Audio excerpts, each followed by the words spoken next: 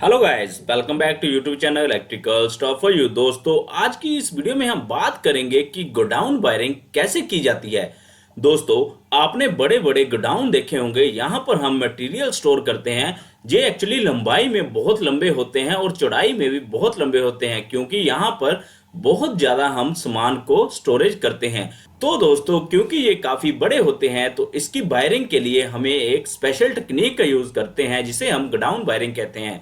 क्योंकि दोस्तों, अगर मान लीजिए अगर हम इस पूरे गोडाउन में काम करना है और कहीं से भी हमें सामान उठाना है या रखना है, तो अगर हम पूरे गोडाउन की लाइटिंग को ऑन कर देंगे तो उससे होगा क्या कि बिजली की बहुत ज्यादा खपत होगी और वो सारे का सारा लॉस है। ठीक है, मतलब हमें पूरे गोडाउन में लाइट की जरूरत नहीं चाहिए। हमें केवल उसी पर्टिकुलर पॉइंट पर लाइटिंग की जरूरत चाहिए होती है जहां पर हमें काम करना है या फिर हमें सामान उठाना या रखना है। ठीक है दोस्तों, तो उसके लिए हम गोडाउन वायरिंग का यूज करते हैं। तो आज के इस वीडियो में हम इसी के बारे में डिटेल में बात करेंगे। तो चलिए दोस्तों, वीडियो को शुरू करते हैं। तो दोस्तों, जैसे कि आप देख सकते हो, आपको यहाँ पर चार बल्ब मतलब चार लाइट्स दिखाई दे रही हैं और उसके साथ ही साथ आपको चार स्विचेस भी दिखाई दे रहे हैं। अब दोस्तों, मान लीजिए कि जो आपका गोडाउन है वो यहां से लेकर यहां तक है। ठीक है, ये मैं एक जस्ट एग्जांपल ले रहा हूं कि मतलब आपको इधर से एंट्रेंस है, ठीक है, और आपको यहां तक आपने सामान रखा है। ठीक है, तो जैसे आप एंट्री करोगे तो आपको चाहिए कि आप इस पर्टिकुलर एरिया में आपको लाइट चाहिए, जबकि आपका जब पिछले वाला एरिया है यहां पर लाइट ना भी हो तो कोई चक्कर नहीं है। ठीक है दोस्तों, तो जैसे आपने एंटर किया, आप क्या करोगे, इस स्विच को ऑन करोगे। ठीक है, तो जैसे आपने स्विच को ऑन किया, आप देख सकते हो ये बारा हमारा बल्ब है जो ऑन हो गया है, जबकि जो आगे वाले सारे के सारे बल्ब है वो ऑफ हैं। ठीक है, क्योंकि हमें इसी पर्टिकुलर एरिया में काम करना है और हमारा बल्ब भी ऑन है। ठीक है, अब जैसे जैसे हम आगे जाएंगे, ठीक है, मान लीजिए अब हम इस स्पेस में आते हैं तो हमें इस स्पेस में लाइट की जरूरत है। अब जो पिछली स्पेस है उसमें लाइट की जरूरत नहीं है और जो आगे वाली स्पेस है वहां पर भी लाइट की जरूरत नहीं है, क्योंकि हमें पर्टिकुलर इस वाले एरिया में ही काम करना है। तो अब हम क्या करेंगे, स्विच को ऑन करेंगे। तो दोस्तों, जैसे हमने स्विच को ऑन किया तो आप देख सकते हो ये जो हमारा बल्ब है ये ग्लो करना शुरू हो गया है। इसके साथ ही साथ जैसे हमने स्विच को ऑन किया तो जो हमारा पिछले वाला बल्ब है वो ऑफ हो गया है, क्योंकि यहां पर भी हमें लाइट की जरूरत नहीं है, हमें केवल इसी स्थान पर लाइट की जरूरत है। अब जैसे जैसे हम आगे जाएंगे कि मान लेते हैं अब हमें इस लोकेशन पर काम करना है, तो अब हम इस स्विच को ऑन करते हैं। तो अब हमने जैसे स्विच को ऑन किया तो हमारा ये बल्ब ग्लो कर गया है, जबकि जो पिछले वाला बल्ब था वो ऑफ हो गया है और आगे वाला बल्ब भी ऑफ हो गया है। मतलब पर्टिकुलर उसी लोकेशन की लाइट ऑन है जहां पर हमें काम करना है। ठीक है दोस्तों, अब ऐसे ही अगर हमें लास्ट लोकेशन पर काम करना है गोडाउन की, तो हम इस स्विच को ऑन करेंगे। तो दोस्तों, अब आप फिर देख सकते हो जैसे हमने स्विच को ऑन किया हमारा ये वाला बल्ब ग्लो हो गया और जो पिछले वाला बल्ब था वो ऑफ हो गया। ठीक है, मतलब जो पिछली वाली सारी लाइट्स हैं वो ऑफ हो गई हैं और केवल हमारी ये वाली पर्टिकुलर लोकेशन वाली लाइट चल रही है, क्योंकि अभी हमें इसी जगह पर काम करना है। ठीक है दोस्तों, तो दोस्तों, इस गोडाउन वायरिंग का यूज करके हम पर्टिकुलर बल्ब को चला सकते हैं जहां हमें काम करना है और साथ ही साथ बिजली की बचत भी कर सकते हैं, जो कि बहुत ज्यादा इंपॉर्टेंट है। ठीक है दोस्तों, अब दोस्तों मान लीजिए अब हमने यहां पर भी काम कर लिया, हमें वापस जाना है बाहर की ओर। ठीक है, तो हम पहले इस स्विच को बंद करेंगे। हमने स्विच को बंद किया तो हमारा ये वाला बल्ब ऑफ हो गया और साथ ही हमारा ये वाला बल्ब ऑन हो गया, क्योंकि अब हमें यहां से इस साइड की ओर जाना है। ठीक है, अब हम यहां पर पहुंच गए, फिर हमें इस स्विच को फिर से बंद करना है। तो आप देख सकते हो ये स्विच बंद करने से हमारा बल्ब ऑफ हो गया और अगला बल्ब हमारा ऑन हो गया है। अब हम स्टेप बाय स्टेप इस स्विच को भी ऑफ करेंगे। तो इस स्विच को ऑफ किया तो हमारा ये वाला बल्ब भी ऑफ हो गया और हमारा जो फ्रंट वाला मतलब स्टार्टिंग वाला बल्ब है वो ऑन हो गया। अब हम गोडाउन की स्टार्टिंग में पहुंच चुके हैं और हम इस स्विच को ऑफ करेंगे और सारी की सारी लाइट्स ऑफ हो जाएंगी और हम इजीली गोडाउन से बाहर निकल जाएंगे, क्योंकि हमारा काम भी हो गया और सारी की सारी लाइट्स भी ऑफ हो गई हैं। ठीक है दोस्तों, अब दोस्तों बात आती है कि इसकी कनेक्शन डायग्राम आपको कैसे करनी है, तो उसके बारे में अब हम डिटेल में देखते हैं। ठीक है दोस्तों, तो दोस्तों अब हम मान के चलेंगे कि सबसे पहले हमें चार बल्ब का कनेक्शन करना है, कि मतलब हमें चार लाइट्स लगानी है अपने गोडाउन में। ठीक है, तो उसके लिए दोस्तों हमें क्या चाहिए, अगर हमारे पास चार बल्ब हैं तो उसको गोडाउन वायरिंग करने के लिए हमें तीन टू वे स्विच चाहिए, ठीक है दोस्तों। और दोस्तों उसके साथ हमें एक चाहिए सिंगल वे स्विच। अब दोस्तों बात आती है कि टू वे स्विच और सिंगल वे स्विच का पता कैसे लगेगा। तो दोस्तों टू वे स्विच को आपने उल्टा करना है। जैसे आप देख सकते हो यहाँ ये तीनों के तीनों टू वे स्विच हैं, ठीक है। तो इसमें आप देखोगे अगर ध्यान से तो यहाँ पर 3 टर्मिनल है, तो जिस स्विच के 3 टर्मिनल होंगे वो टू वे स्विच होगा।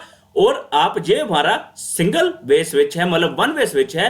तो अगर आप इसके टर्मिनल देखोगे तो यहाँ पर 2 टर्मिनल है, तो जिस स्विच के 2 टर्मिनल होंगे वो वन वे स्विच होगा और जिस स्विच के 3 टर्मिनल होंगे वो टू वे स्विच होगा, ठीक है दोस्तों। तो इस प्रकार से आपको वन वे स्विच और टू वे स्विच का पता लग जाएगा। अब दोस्तों लॉजिक ये है कि अगर आपको 4 बल्ब का यूज करना है तो उसमें आपको 3 टू वे स्विच यूज करने पड़ेंगे और एक आपको वन वे स्विच यूज करना पड़ेगा, ठीक है दोस्तों। ऐसे ही मान लीजिए कि अगर आपके पास 10 बल्ब का आपको कनेक्शन करना है तो 10 बल्ब के लिए आपको 9 जो स्विचेस हैं वो टू वे स्विच यूज करने हैं और जो एक स्विच है वो आपको वन वे स्विच यूज करना है। मतलब टोटल तो आपको 10 स्विच यूज करने पड़ेंगे, बट आपको एक number one way switch use करना है और बाकी जो रिमेनिंग स्विचेस हैं वो आपको टू वे स्विच यूज करने हैं, ठीक है दोस्तों। अब दोस्तों इन बल्ब्स को चलाने के लिए आपको पता है कि न्यूट्रल और फेज की सप्लाई चाहिए होती है। तो आप देख सकते हो यहां पर हमारे पास न्यूट्रल और फेज की सप्लाई है, इसी से हम वायर का लूप करके पूरे के पूरे कनेक्शन करेंगे। तो अब हम इसके कनेक्शन करते हैं।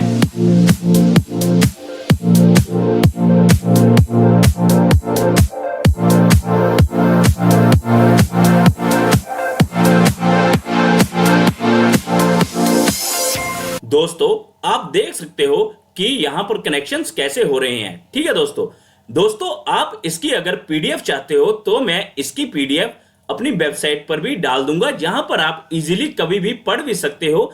आपको ऐसा नहीं है कि इस वीडियो को बार बार देखकर ही याद रखना है, आप उस पीडीएफ को भी देख सकते हो, ठीक है।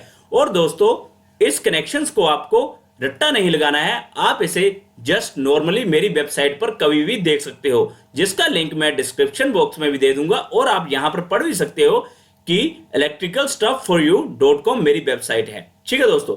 अब दोस्तों अगर आप ध्यान दोगे तो हमारी फेस के सारे कनेक्शंस हो चुके हैं, सभी बल्ब्स को और सभी स्विचेस को। अब हम न्यूट्रल की सप्लाई से भी इन बल्ब्स को कनेक्ट कर देते हैं। तो हम यहां से एक वायर को लूप करेंगे और सभी के सभी बल्ब्स को न्यूट्रल से कनेक्ट कर देंगे, ठीक है दोस्तों। तो आप देख सकते हो अब हमने सभी बल्ब्स को भी न्यूट्रल से कनेक्ट कर दिया है। अब हमारे सारे के सारे कनेक्शंस कंप्लीट हो गए हैं, ठीक है दोस्तों। अब दोस्तों हम इन स्विचेस को सीधा कर लेते हैं। तो दोस्तों अब मैं आपको यहां पर सर्किट डायग्राम का भी यूज करूंगा, जिससे आपको इजीली क्लियर होगा, ताकि आपको समझने में भी कोई दिक्कत ना हो कि सर्किट कैसे बन रहा है, कि मतलब कैसे आपका ये स्विच ऑन करने से ये वाला बल्ब ऑन होता है और ये वाला स्विच ऑन करने से ये वाला बल्ब ऑन होता है और ये वाला बल्ब ऑफ हो जाता है, ठीक है। तो आप देख सकते हो यहां पर सिंगल वे स्विच की सर्किट डायग्राम है, क्योंकि सिंगल वे स्विच में 2 टर्मिनल होते हैं, जैसे कि मैंने आपको पहले बताया। और बाकी के सारे स्विचेस यहां पर टू वे स्विच की सर्किट डायग्राम है, क्योंकि टू वे स्विच में 3 टर्मिनल होते हैं। यहां पर एक ये टर्मिनल हो गया, दूसरा ये और तीसरा ये, ठीक है दोस्तों। तो ये सारे के सारे टू वे स्विचेस की सर्किट डायग्राम है। और दोस्तों आपको स्विच को सीधा करके पता लग जाता है, क्योंकि दोस्तों जो टू वे स्विच होता है उसके ऊपर नीचे एरो या कोई ना कोई सिंबल बना होगा, बट जो वन वे स्विच होगा उस पर ऐसा कोई भी निशान नहीं बना होता है। तो आप इस निशान को देखकर भी पता लगा सकते हो कि ये सिंगल वे स्विच है या टू वे स्विच, ठीक है दोस्तों। अब हम अगर आप ध्यान से देखोगे तो यहां पर न्यूट्रल की सप्लाई तो सभी बल्ब्स को मिल रही है। अब क्योंकि ये वाला हमारा जो स्विच है वन वे स्विच ये अभी ऑफ है, तो जो हमारी फेस की सप्लाई है वो यहीं तक है, आगे नहीं जा पा रही, तो हमारा सर्किट कंप्लीट नहीं है। इसी कारण सारे के सारे बल्ब वो ऑफ है, ठीक है दोस्तों। अब दोस्तों हम इस स्विच को ऑन करते हैं। तो दोस्तों अगर आपने ध्यान दिया हो, जैसे हमने स्विच को ऑन किया तो जो हमारा ये कंटेक्ट था ये ओपन से क्लोज हो गया है, ठीक है दोस्तों। अगर आप ध्यान दें तो आप इस डॉट से जज कर सकते हो कि करंट किस डायरेक्शन में फ्लो कर रहा है, ठीक है। अब क्योंकि यहां पर ये जो कंटेक्ट्स है वो क्लोज हो गए हैं, तो हमारा करंट फ्लो कर रहा है इस डायरेक्शन में। अब क्योंकि इस बल्ब को फेस भी मिल गया और न्यूट्रल भी मिल गया, तो ये हमारा बल्ब ग्लो कर गया है। बाकी अगर आप ध्यान दो तो यहां पर जो ये वाला बल्ब है तो ये तभी ग्लो करेगा जब ये वाला हमारा टर्मिनल यहां से यहां पर आ जाएगा, ठीक है। तो अब इसी कारण हमारा पहला स्विच ऑन करने से ये वाला बल्ब ऑन हो जाता है, ठीक है। अब हम इस स्विच को ऑन करते हैं। ठीक है दोस्तों, तो आप देख सकते हो अब जैसे हमने स्विच को ऑन किया हमारा ये बल्ब ग्लो कर गया है। अब हम थोड़ा सर्किट डायग्राम को समझते हैं। तो अगर आप ध्यान दो कि जो हमारा जे वाला कंटेक्ट था ये ऊपर से अब नीचे की ओर आ गया है, क्योंकि टू वे स्विच में ऐसे ही होता है। ठीक है, अब क्योंकि ये नीचे की ओर आ गया है तो जो ये हमारा पहले वाला बल्ब था इसका जो सर्किट है वो इनकम्प्लीट हो गया, क्योंकि ये यहां पर कनेक्शन टूट चुका है। ठीक है दोस्तों, और अगर आप ध्यान दें तो हमारा करंट की डायरेक्शन अब आगे को घूम गई है, क्योंकि ये हमारा कंटैक्ट्स यहां पर कनेक्ट हो गए हैं और इस डायरेक्शन से इस बल्ब को फेस की सप्लाई मिल रही है, इसलिए ये बल्ब ग्लो कर गया और पिछले वाला बल्ब ऑफ हो गया। ठीक है दोस्तों, अब अगर आप तीसरे वाले बल्ब पर ध्यान दो तो अभी हमारा ये जो कंटैक्ट्स है वो T1 पे हैं। जब हम इसको ऑन करेंगे तो ये कंटैक्ट T1 से T2 की ओर आ जाएंगे, इसीलिए ये वाला बल्ब ऑफ हो जाएगा और ये वाला बल्ब हमारा ऑन हो जाएगा। अब हम करके देखते हैं।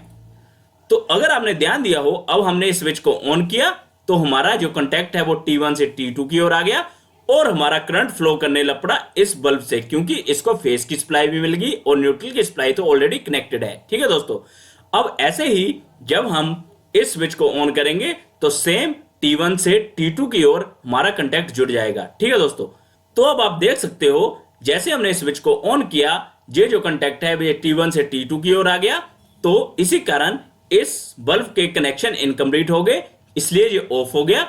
और अगर आप ध्यान दें तो T2 की सप्लाई कनेक्ट होगी इस बल्ब से। ठीक है, तो अब आप करंट का फ्लो भी देख सकते हो किस डायरेक्शन में जा रहा है, इसी कारण ये हमारा बल्ब ऑन हो गया और बाकी के सारे बल्ब ऑफ हो गए हैं। ठीक है दोस्तों, अब दोस्तों हम सेम फिर से इन स्विचेस को ऑफ करेंगे और बारी बारी बाहर की ओर निकलना शुरू करेंगे। तो अब हम पहले इस स्विच को ऑफ करते हैं। तो सेम होगा क्या, जैसे हम इस स्विच को ऑफ करेंगे तो T2 से हमारा कनेक्शन हो जाएंगे T1 के साथ। ठीक है, तो अब आप देख सकते हो यहां पर T2 से कनेक्शन हो गए T1 के साथ। अब इसी के साथ ये वाला बल्ब ऑफ हो गया, क्योंकि ये वाला डिस्कनेक्ट हो गया है। ठीक है, और ये वाला हमारा कनेक्ट हो गया है, इसके कारण यहां पर करंट फ्लो हो रहा है और हमारा ये बल्ब ऑन हो गया है। ठीक है, ऐसे ही अब हम इस स्विच को भी ऑफ करते हैं। तो अब आप देख सकते हो यहां पर कनेक्शन इस बल्ब के कंप्लीट हो गए, इसलिए ये ग्लो कर गया। ऐसे ही हम अगले स्विच को अब ऑफ करते हैं। तो अब हमने इसको ऑफ किया तो ये वाला बल्ब ऑफ हो गया और ये वाला बल्ब ऑन हो गया। ठीक है दोस्तों, अब ऐसे ही इस स्विच को भी हम ऑफ करते हैं। तो अब देख सकते हो जैसे हमने इस स्विच को ऑफ किया तो पूरे के पूरे बल्ब्स का जो सर्किट है इस पूरे सर्किट में से निकल गया है, जिसके कारण कोई भी करंट फ्लो नहीं हो रहा और सारे के सारे बल्ब ऑफ हो गए हैं।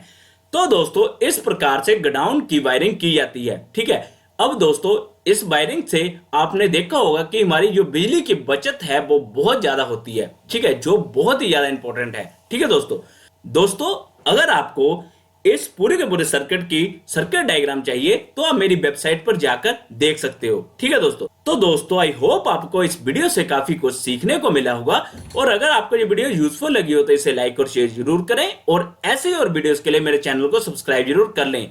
Thank you guys.